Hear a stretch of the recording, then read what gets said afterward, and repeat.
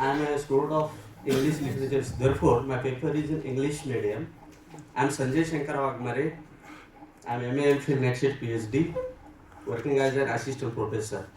So my paper, first of all, my humble greetings to the distinguished guests on the dais and all research students, those who have come here and presented their papers.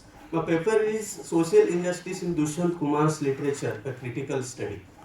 Friends, Dushyant Kumar is one of the most influential writers in the 20th century, who is a poet or a distinguished poet or a dramatist and a novelist. But especially he is very famous for his ghazals, because his ghazals, ghazals means it's a poetic expression.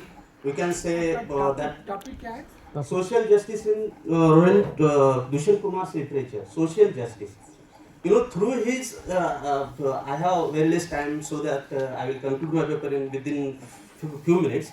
In this paper, means through his literature, I tried to depict on social injustice through his literature. So he has shedded light on social justice, means how it is social justice in Indian system. Because here in India there is a rigid caste system. Until now there is social justice has not been established across the country. Therefore, here through his poems he touches to social justice, poverty. In 21st century as well, there is too much poverty in India, friends. And he has also focused on inequality. There is no inequality in the society. This is also one part of social justice, friends.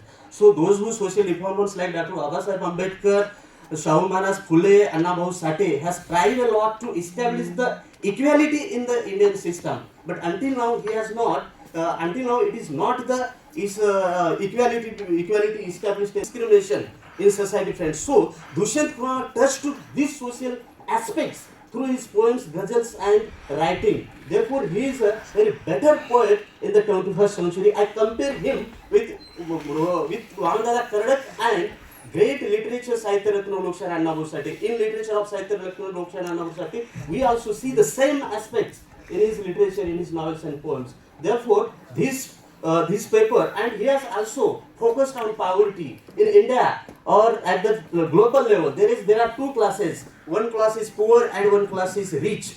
He has tried to depict the depth between these two classes. On the one side there is too much poverty. On the other side there is too much. It is the elite class. He has tried to touch the problems of the grassroots people. He has depicted the problems of the grassroots people or the poor people through his literature. Conclude my paper. And also he has also casteism. There is a rigid casteism in India even now. So therefore, for the eradication of castes, our mentality should be changed. So this is also one part of his his literature. He has been depicted caste through his ghazals, through his poems and through his poetry's novels. So he is a very best poet in the 21st century. So again, he is one of the most important aspect of his literature, that is patriarchy is there. That means patriarchy, about the patriarchy, women were not all kinds of rights, not social right, not cultural right, educational rights. Dushyant Kumar has also touched to the patriarchy. Patriarchy is the most important, dangerous aspect in India or all over the world. Therefore, women's history were suppressed. Women had no any kind of right. So that Dushyant has touched to those rights or those aspect of patriarchy. How is patriarchy?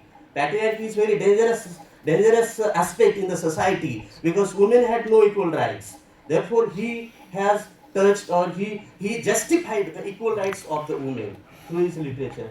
Therefore, now I conclude this paper. Okay, thank you very much. Thank you very much. Okay, Thank you, sir. Now I request